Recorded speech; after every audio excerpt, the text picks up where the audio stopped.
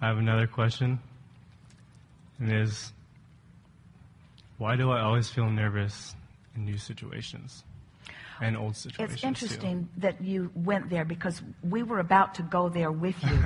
that in new situations, before you've had an opportunity to figure out where the other one is. And so what happens with most people, start again, that isn't what we are recommending, but that is what most people are attempting. We're going to show you what we would do instead. So let's back up and make this more clear. So when you feel awkward, or what were your words? Nervous in new situations, it's because in your human way of approaching situations, you're trying to find common ground. You're trying to find common interests that you might have interesting conversation about. But once you begin caring about what disc you're on, and therefore allowing the universe to cause the rendezvousing, that awkwardness will go away for the most part, because you won't be rendezvousing with anybody that's not right up to speed with you. There's a more base reason for your rendezvous. You could be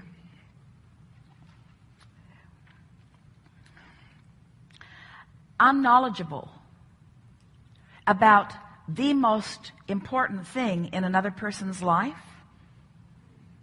For example, they could be really excited about soccer, and you might not be, and you might not even know much about the rules about it. Or they might be really interested in some instrument that they play as a musician, and it might not be the kind of music that is appealing to you. But you could still be on such intense vibrational matching wavelengths with that person that even though at the face of the conversation you might not have what feels like natural interest, because you are vibrationally same, all kinds of new discoveries would begin to happen between you, you see. And the most satisfying of conversations are those conversations where the ideas are flowing with you each while you are there, new stuff happening.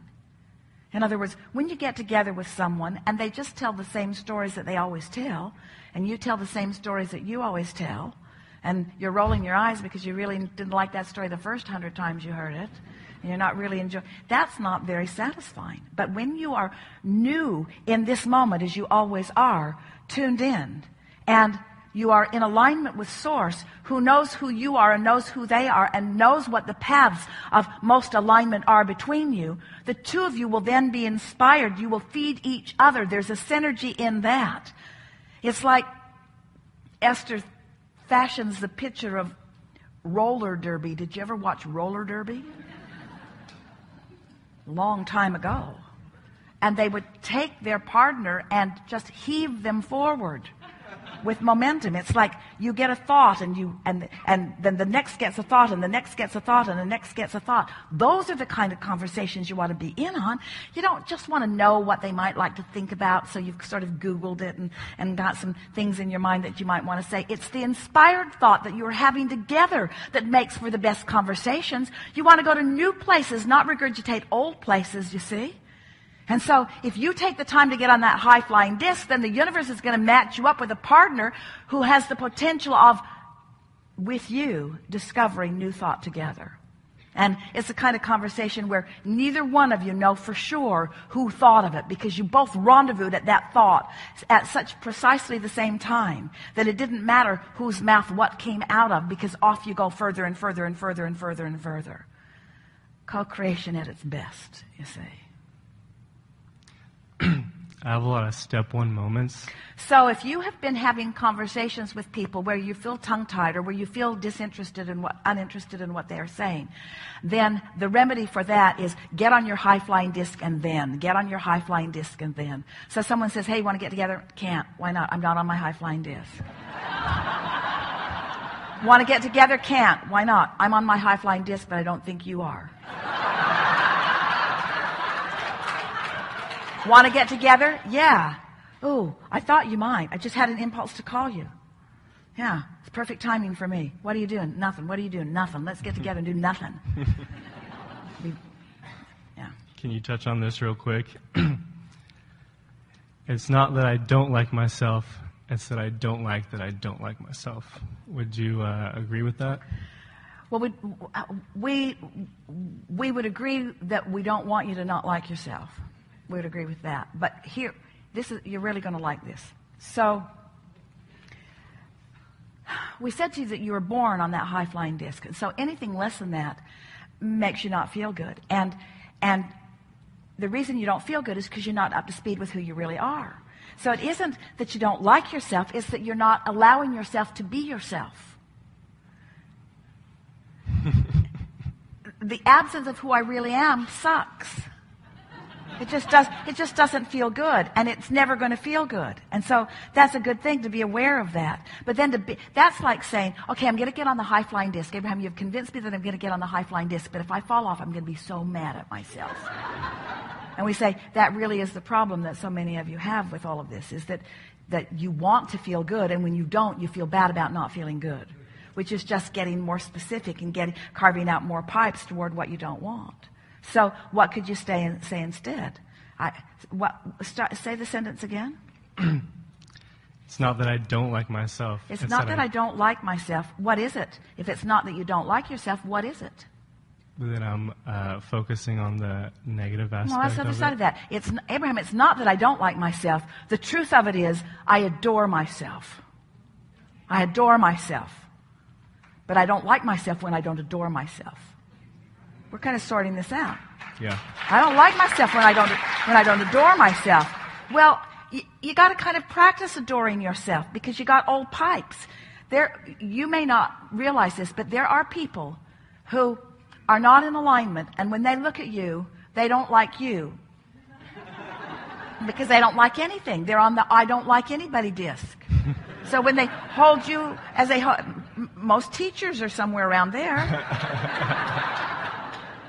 So a lot of parents feeling sort of overwhelmed. And so when somebody has been holding you as their object of attention, and they've not been tuned into source energy, but they've been tuned to this critical, so you sort of develop some of those patterns yourself.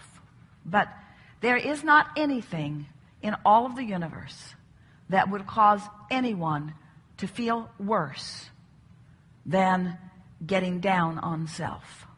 Because there's nothing that the source within you is more up on. There's no object of attention that the source within you feels better about than you. And when you find some reason, whether you can justify it with some behavior or somebody else's opinion or not, when you find some reason to not like you, of course you're going to feel bad. That's the very worst thing that you could do. That's the worst you can feel, is to hold yourself as your object of attention and find some critical thought, because that takes you further from who you really are and for what you intended when you came forth. You said, I'm going to come into this physical body and I'm going to tune to the frequency of my source, and I'm going to hold others as my object of attention, and they're going to benefit by my connection to this powerful energy. When you get on that high-flying disc, you have the leverage of the energy that creates worlds flowing through your gaze. And when you turn it against yourself, it is painful, you see. So, don't do that. Helpful? Yes, and just before I go, I wanted to, I actually forgot my question, but let me think about it real quick. Well, now think about this. That's because it was a question that was posed before this conversation happened. So it's a question that's not quite up to the frequency of who we are together here, you see. So it didn't fit. So you got a little tongue-tied, you see. But surely there's something that's on your mind as a result of where we are. Say that.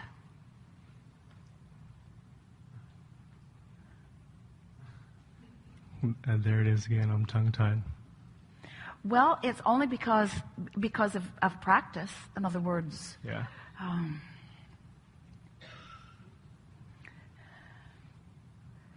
I like being the deliberate creator of my experience. I like knowing this stuff. I appreciate that we're speaking for you. I appreciate the clarification that's happened here. Everything you said, Abraham, I did hear, and I did feel resonance within me. There's nothing that you said here that I did not understand. Sometimes I feel like I'm maybe balancing on the middle of the stick, and it's hard to go forward to the positive aspect of things. Yeah, for 'cause I'm sure, on really lots of focused things. on the Everybody's negative like part. that. Everybody's like that. But acknowledging that is really an important thing. And so do you believe that you can carve out a pipeline toward what you want or a pipeline toward what you don't want? Do you think you have that ability? Yes. And do you believe that you can tell by the way you feel which you're doing?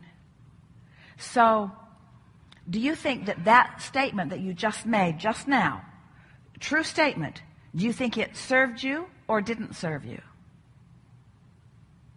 A sort of statement of what is. Sometimes I think that I'm right in the middle, and sometimes I think it's hard.